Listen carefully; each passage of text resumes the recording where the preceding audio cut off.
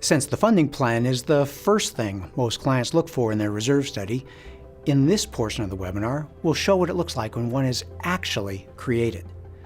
Reserve Specialist Brian Farley joins me to let you virtually look right over his shoulder as he develops the funding plan in real time for a 47-unit mid-rise that could be in your neighborhood.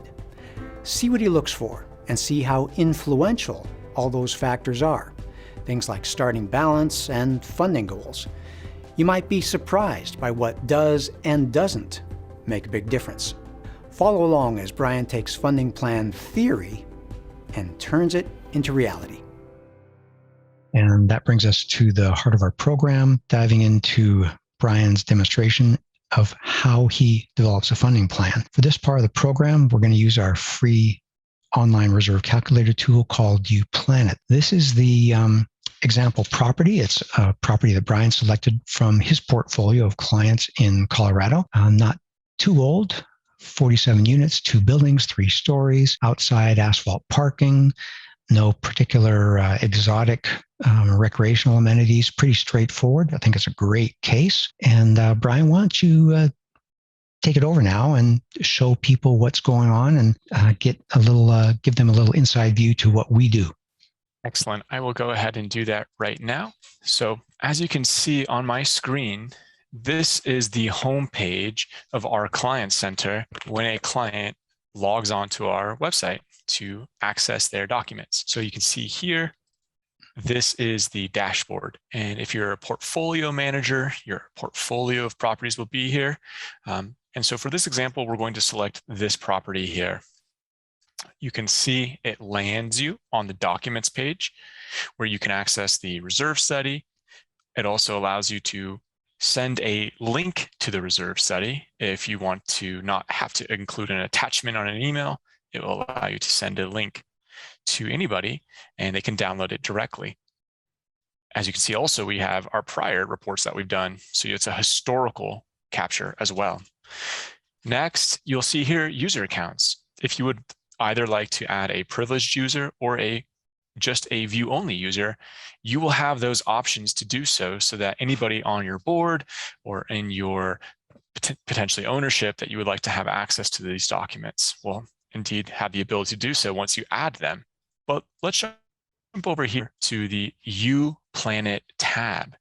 UPlanet, again, is our ability or our way to help our clients essentially play in the data that we have provided for them so that they can run their own what-if scenarios. So allow me to increase the size a bit. And as you can see here, UPlanet is broken down into a few different tabs. We have the component listing, which lists all the components at the property. We have the control panel, which allows us to manipulate the inputs into the reserve study. We also have the recommendations, which allows us to make recommendations to our clients in regards to what their next step should be, funding plan overrides, and tables and charts. Also, in addition, each page has a video tutorial, which allows any user to easily understand how to utilize this system because these tutorials are broken down on each and every single tab. So let's start off here, and for the next 15 minutes, we'll go through all of UPlanet for you all, and we'll be able to review some of the questions that we see on a normal basis when putting together reserve studies. So our component list here, as you can see, is broken out into different chapters. So for this particular property, we have the sites and grounds, the building exteriors, building interiors, and mechanical systems. This allows our users, our end users, whether that be a board member or owner, easily understand and access where a specific component is listed. Is it inside the property? Well, it would be under here. The other thing to note too is you'll see some of these assets are grayed out. This may be because we want to disclose to the end user, to the client, that we did indeed see these assets, we counted them. But for example, in this scenario, the trash enclosures are not the association's responsibility. It's actually a neighboring association's responsibility. So we wanted to tell the client we did indeed see those trash enclosures, but we're now disclosing it to maybe an owner or even a future reserve specialist that updates this report that these trash enclosures though we did count them, they are not the responsibility of this particular HOA. Therefore, it's a non-funded component, and it is not funded, as you can see here in this column, not funded. So now that we've reviewed the component list and gone over it briefly, let's take a look quickly at our control panel and the recommendation panel tabs, because this is going to allow us to show you how we're going to make our funding recommendations for our clients. So when we put together Brian, can I stop you right there? I think what you're doing is fantastic, because isn't that the same order that you go through when you're preparing a reserve study? Components first, and then you start working on a solution? That's exactly right. The flow is exactly the right way that we do it. Exactly. We have the components, we do the inputs, and then we make the recommendation exactly like that. And so as you can see here, once we are able to gather the inputs like the starting reserve account balance, we then can make our recommendation. So note here, in our recommendation, our goal is what Robert had mentioned earlier. We are making sure that we follow the 4 funding principles of sufficient cash, stable contribution rates that are evenly distributed and fiscally responsible for all owners, regardless of when they happen to live at a property or how long they live at a property. Each owner is going to be paying a fair share of the ongoing deterioration of those assets. So as you can see here, our goal is to be 100% funded at the end of a 30-year timeframe. So that's our recommendation, is to be 100% funded at the end of that 30-year timeframe. But what happens if we change some of the inputs? So for example, what if the association has less money in their reserves, right? So let's cut that. Let's just say, because every single association is different and unique, and every single reserve study we do is customized for the particular client we're working with, it's not going to be just a template. So let's just say we're working with a property and they've only got $50,000 in reserves, not that $350,000. What is that going to do to our current recommendations? Well, it's going to put them at a higher risk. So now their percent funded is only 5.2% funded. And as Robert discussed earlier, that puts this client at a high risk of special assessments and deferred maintenance, right? You can see here, they're almost touching zero. And so this is something that we would want to avoid. And so what are we going to have to do in order to avoid this issue? Well, we're going to have to make up the difference. We're probably going to need more cash into the reserves in order to offset that ongoing deterioration. So let's just press this full solver button so that we can see what the recommendation will come out to. So as you can see, it's very different than what we had before. In fact, now we need a special assessment of about $380,000. First of all, as well as an increase into the reserve contributions. So before it was 11,400. Well, we still need about 11,000 into the reserve accounts plus a special assessment. So it's kind of a double whammy for this particular client. Okay. Brian, can you talk through that special assessment? I see a bumping there. What are their expenses like in the future? So what we can see here, if we go down to the bottom of this page, you can see that they do have some larger expenses in the next 2 years. And that's what's going to require that special assessment. And so another thing that we'll see from clients is they say, well, what if we can't do a special assessment in a single year?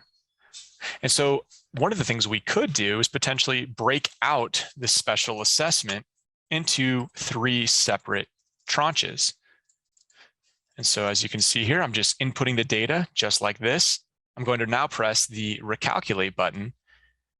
And you can see we get essentially a similar result, but we've now broken out the special assessment into 3 separate years, not just falling on one set of owners. And it still allows a smoothness of the funding plan, which allows, again, sufficient cash, stable contributions, evenly distributed and fiscally responsible, so that the client can cover these expenses that are coming up. So as we say, there's many ways you could say to skin a cat, in this case, to fund your reserves. Now, Robert, would it be okay if I now showed what would happen if they had an influx of cash? So instead of being We all like that. $50,000, Yeah. okay, excellent. So what if this client, again, actually, let's start off here. I'll just reset this. We go back to where we started so we all can remember. I just press the reset button, and I'll go back here and press the reset button so that everything is reset on each tab. Again, this is our starting point. So we leave the bad dream and now go into a good dream. Yes, that's exactly right. So remember, this client is almost 37% funded. Their contribution rate is 11,420. So now we're going to bump this up. Let's just say to 800,000. So they get an influx of almost 500,000 into their reserves. What does our recommendation look like now? Well, they've increased now to over 80% funded. That's a great place to be. And what also is going to happen is you can see we are now overshooting our trajectory of 100% funded. We're now approaching almost 140. So we can press full solver. And we are now able to decrease the reserve contributions for this particular client. That's a key point there. Exactly. Isn't that incredible that a well-funded association actually experiences lower payments or lower contributions into the reserve account? It's very, very impressive and very helpful that I don't think a lot of clients realize that when an association is well-funded, it's going to actually be more affordable to live in that association once they achieve that. And more enjoyable. The property values are maximized. Everything around the association is well taken care of. The carpet is not threadbare. The pool is clean and inviting. The tennis court is playable. A lot of good is going on. It's because they're not in catch-up mode. They're not rapidly trying to increase. They're just able to just stabilize. That's right. That's right. They're going to be able to just take care of it. It's going to run like a well-oiled machine. So if you don't mind, Robert, if I could just show the different funding targets that we talk about. So Sure. Fully funded, threshold funding, and then baseline. And this will take just a few minutes of your time to kind of go through those three different scenarios. And exactly what do they mean? So again, I'm going to press the reset button again so we can go back to our original data. So I'll go back here again, press reset. And I'm going to go to our recommendations again. So what if a particular client wants to just put in the bare minimum, meaning how much money can our association put in and just be skating on thin ice, not run out of money? So you could press this baseline solver and you're going to be able to see what the results are. And when you run the data, you can see here that the contribution rate now has decreased to about $8,000 per month for this particular association. So again, this puts the association at, we would say, a much higher risk, because what if one of these costs that we project in the future may end up costing more? Well, now their association is going to be in trouble. Yeah, no margin. That's exactly right. There's very little margin for error. And as we know, the future is hard to predict sometimes. And so that's why we wouldn't recommend an association to follow this path, because it does put them at a higher risk, but it is something that they can see and make a decision on. So they can strategically say, we are going to play close to the line. We take that risk, because if you scroll down like you did earlier, the expenses haven't changed. Correct. So there's no magic to contributing 8,000 versus 11,000. It just means that you're, like some of those times I'm behind an RV on the freeway and it says we're spending our children's inheritance. They're going towards a leaner future, and they honestly, as you point out, may run out of money if things don't go exactly according to plan. Well, my parents just bought an RV, so maybe that's what's going on. So yes, but you're exactly right. You're exactly right. So let's reset again, and I'm going to show you that threshold. So threshold, all that means is the board or the association or the manager is going to pick a particular endpoint. So they're going to say, hey, we want to be 50% funded. And so it's important to understand that that does not mean 50% of what we recommend, so what we would call fully funding the reserves, but rather 50% target. So let's plug that in, see what that would look like if we can get to about 50% funded. And so as you can see here, if we put in around a little bit above 9,500, we get to around a 50% target. So that, again, was not half of the fully funding recommendation, but rather that is a 50% goal. What happens if you put in 50%? If you were to put in 50% of 11,400, let me just do the math real quick. So that comes up to about 5,700. Yeah. Crash and burn. So that's why it's important to understand the words we use. We're not just saying 50% of the recommendation, but rather a goal, a trajectory. And I only have about 2 more points here, Robert, if this is okay. I'm just going to explain real quickly why we recommend 100% funding. Because clients say, well, that's overkill, right? That's too much money to be recommending 100% funded. You're kind of you're not using your funds wisely. It's too conservative. So let me just explain to you, Robert. Let's just say in the future we have a global pandemic and we have supply chain shortages and we have labor shortages, and all of a sudden we see massive increases in costs. And don't go crazy on me now. Yeah. So let's just say that happens, right? If that ever were to happen. So we have a $285,000 roof expense that's coming up in 6 years. Now, what if that was a $385,000 expense in the next 6 years? So I'm just changing the component list now. We go to our recommendations, and remember, they used to be at 100% funded. Well, now they're a little bit above 80% funded. So even though the roofing expense was $100,000 more than what we had projected because of potentially some who knows what happens, this client is still safe. They are still what we would call well-funded and in a good position. This cost right here, as you can see, it's a lot higher than what was on the previous sample, previous iteration, excuse me, but yet they are still well-funded. So this is why we recommend 100% funding. We're hedging the future because it is unknown, and we want to get our clients into a healthy range. If the client says, I want to be 50% funded and shoots for that goal, well, now they drop 20 points. They are at what we would call a high risk position, high risk for special assessments and deferred maintenance and other cash flow issues. Does that make sense, Robert? I like that. Why don't you put those numbers in? Was it 95, 9,800, something like that? That's right. And they are dipping down into down to the 30% range a few times, and that's risk of special assessment. That's right. So you can see here, this is when they drop well below 20%, and that cost is about $500,000. So it is a lot riskier, and that's, again, what we're trying to avoid with a special assessment.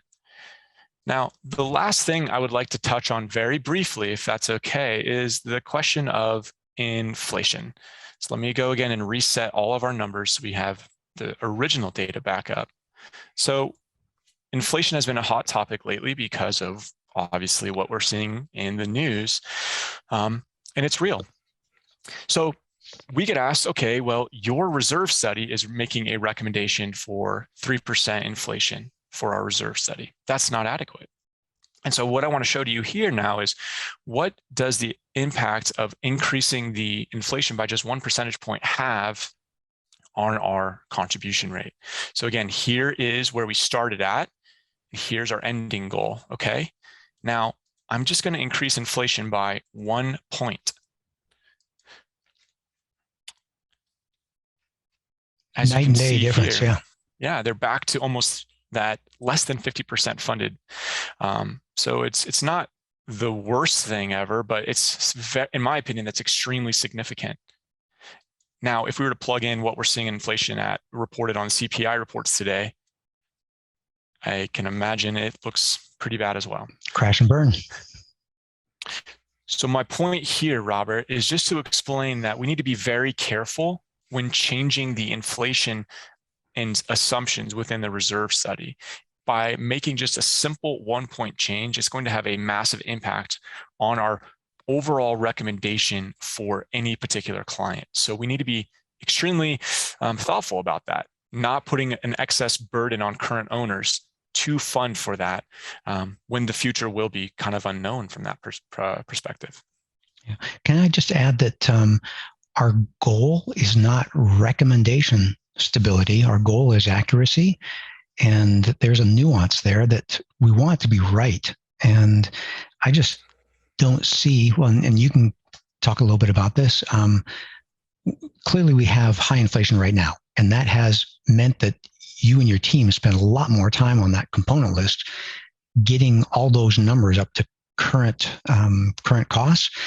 But I just don't see 8 or 9, 7, 8, 9% for the next 20 or 30 years. You're right. It's hard for us to actually really know. And so when a client asks me, well, what if inflation goes up even further next year?